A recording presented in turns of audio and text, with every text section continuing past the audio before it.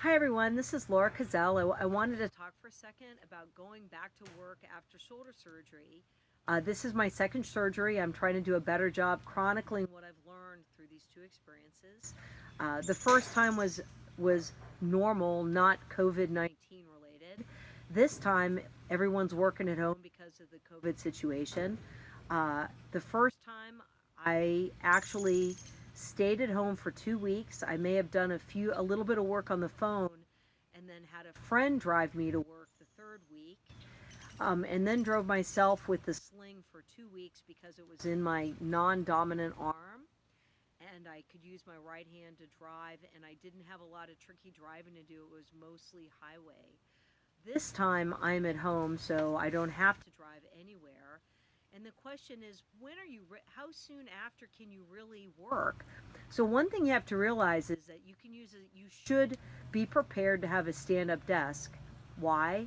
Because your arm is in a 90-degree position, so unless you want to type with one hand, if you got a stand-up desk, and I was a little higher here, I could type with a normal keyboard without any problem, even with my arm in the sling as it is here.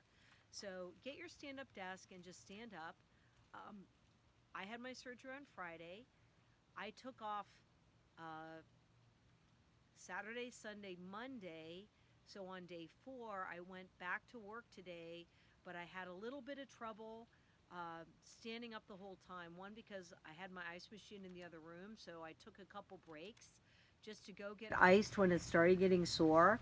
If you're working at a stand-up desk, your hand is rotating like this to do the mouse, and even that rotation makes it a little sore. And I didn't really expect that. So don't commit yourself to really going back full time, just to do a little bit. I think I probably worked standing up for maybe 2 to 3 hours max today and did some on the phone. But I really think if you've got the luxury of being at home for a full week without doing anything, or 2 weeks, do it. You can, because I'm not on medication, there's nothing stopping me from being alert enough to. But again, you need help with food and icing, and you don't want to bring that ice machine to work all the time. So you really should be at home no matter what for a couple weeks anyway. But in these situations when everyone's working at home, don't go back too early.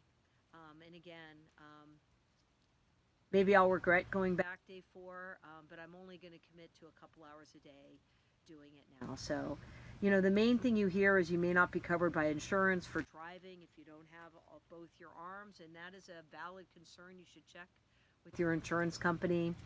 I took the risk with the type of driving I was doing and where I was going, and did drive myself in my sling for the 2 weeks last time.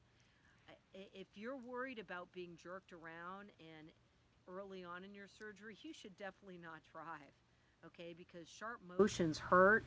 I do not plan on driving for at least 4 weeks here, and honestly, in these situations, I'll wait till my sling comes off to do it. So that's it about the driving and the shoulder surgery. Thank you.